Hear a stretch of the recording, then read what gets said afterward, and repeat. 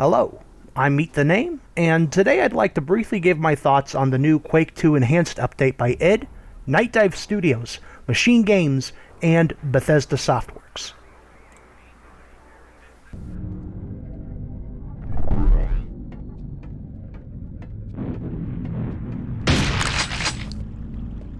For many folks, Quake II has been considered an okay game. Many discussions online seem to paint it as being inferior to Quake I, and to some extent I can understand that. Quake II lacks the gothic, almost Lovecraftian feel that Quake I has, in favor of a much more sci-fi military vibe, with a dash of body horror for good measure. As for the gameplay, I played a bit of Quake II a few years ago, before the new update came out. It was indeed okay. I actually really liked the ambience of it, but it really did lack a sort of charm or polish that Quake I had. Might be because John Romero wasn't involved. The guy knows how to make games, and Quake I was certainly helped by having him involved.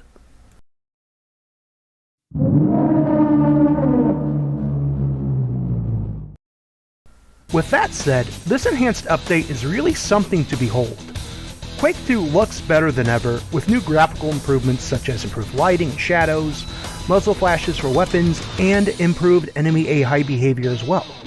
Not to mention the inclusion of not only the original 2 expansion packs, but also a brand new episode called Call of the Machine. Oh, also the Quake II 64 levels were added in as well. For folks that don't know, sometimes when games were released on different platforms, they would come with all new content or levels. For example, Return to Castle Wolfenstein had an entire level and weapon that were locked behind the console ports at the time. Then, there was Half-Life's PS2 port that contained an exclusive co-op mode. I still need to figure out how to play some of these versions. Continuing on, I tried a little bit of Call of the Machine, and it most definitely is Quake II, in that my easily distracted brain gets lost rather quickly. I don't fault the level for this, as Quake II has always been a game that seems like it needs all of your attention in order to really appreciate it. Boomer shooters are more of an interest for me than a straight-up hobby, so I am not very good at playing them. Especially old id games, who get level enhancements made by Machine Games, who made the new installments in the Wolfenstein series. Those folks know how to make a good level. I'm just not the right guy for them. This also reminds me that I need to try the Quake I episode that they made, Dimension of the Machine. But, you know what I realized while playing this new episode? It's okay if I'm not very good at games, especially of the old school FPS variety, looking at you, Marathon.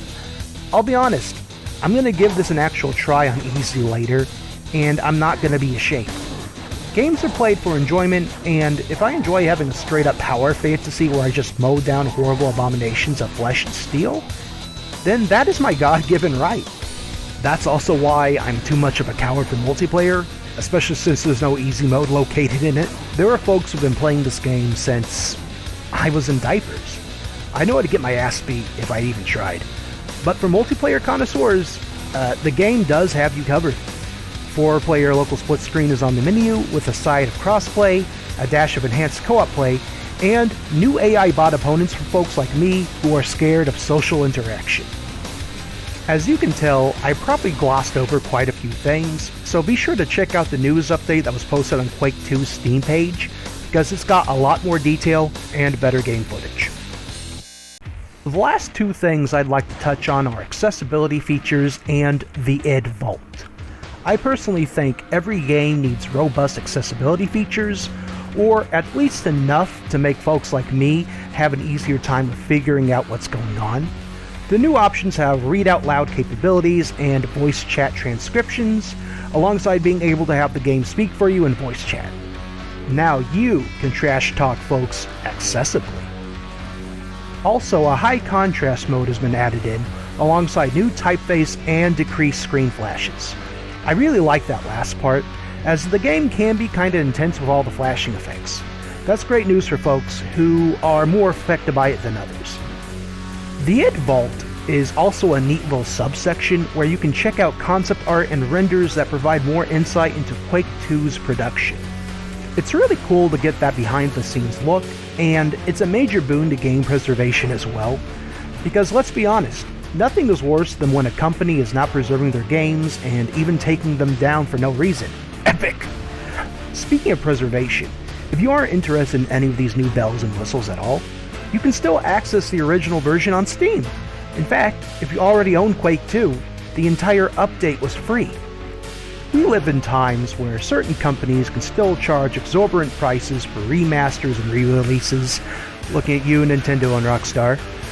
Quake II Enhanced, on the other hand, is only $10 if you never owned the game, and it's available on all modern consoles. It's a great piece of gaming history, and I strongly recommend checking it out. Even if you aren't very good at boomer shooters like me, it gives you an appreciation for what has come before, and how it still holds up to this day. Also, don't get me wrong, Bethesda has also done a lot of scummy things, and some very half-baked things as well, but you gotta give compliments where they are due. id, Night Dive, and Machine Games worked on improving something that was already okay, and turned it into something amazing. I recommend supporting this, because it sends out a message that if you're going to re-release something, you should put more than the bare minimum of effort into it. Rockstar!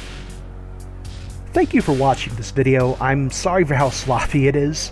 I saw the Enhanced Edition and I really wanted to make something quick on it. Please let me know what you think and what could be improved.